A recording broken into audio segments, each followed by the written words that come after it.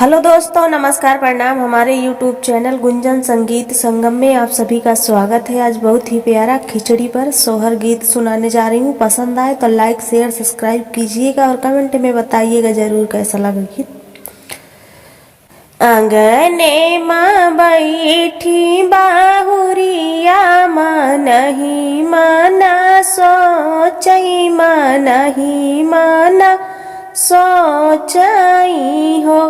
अंगने माँ बैठी बाहुरिया मनहि मना सोचई मनहि मना सोचई हो।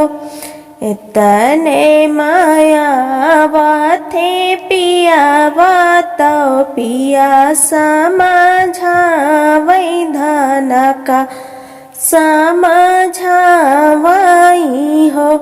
इतने माँ पहुँचे है पिया बात धन का समझावई तो धन का समझावई हो।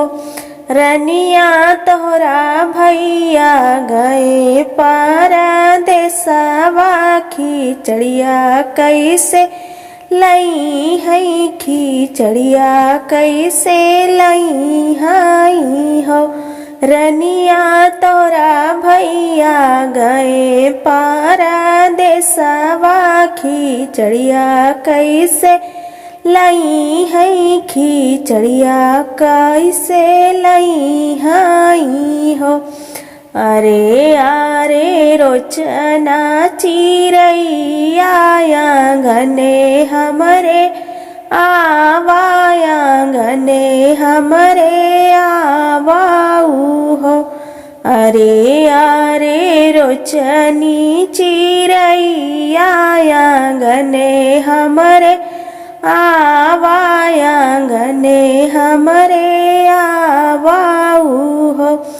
चिरई लई जात्यु हमरा संदेशवा बीरन आगे कहा तू भैया के आगे कहती हो। चिरई लई जा तू हमरा संदेशवा बीरन आगे कहा तू भैया के आगे कहती हो। इतनी वचन सुनई सासु तो बहुत दुखित भाई बहुत दुखित भाई हो।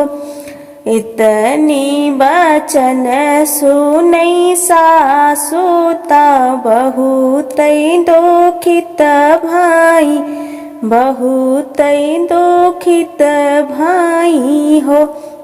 बहुहरि तोरा भैया गए परदेसवा खिचड़िया कैसे लई है खिचड़िया कैसे लई है हो। बहुहरि तोरा भैया गए परदेसवा खिचड़िया कैसे लई है खिचड़िया कैसे लई है हो। बहुहरि तोरा बाबू बाटे पूरनिया खिचड़िया कैसे लई है खिचड़िया कैसे लई है हो। बहुहरि तोरा बाबू बाटे पूरनिया खिचड़िया कैसे लई है खिचड़िया कैसे लई है हो।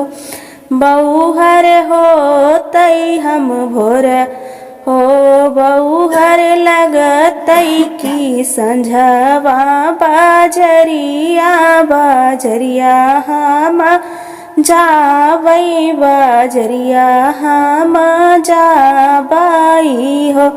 बहुहरि लागई देत्यू संझवा बाजरिया बाजरिया हम जाबई बाजरिया हम जाबाई हो। बहुहरी लौबै हम खिचड़ी कैसा मनवा औ तिलवा गुलैया औ तिलवा मिठैया हो बहुहरी लैबै तिलवा मिठैया तो पूरा घर खई है तो पूरा घर खई है हो आंगने माँ बैठी बाहुरिया मनहि माना सोचई मनहि माना सोचई हो आंगने माँ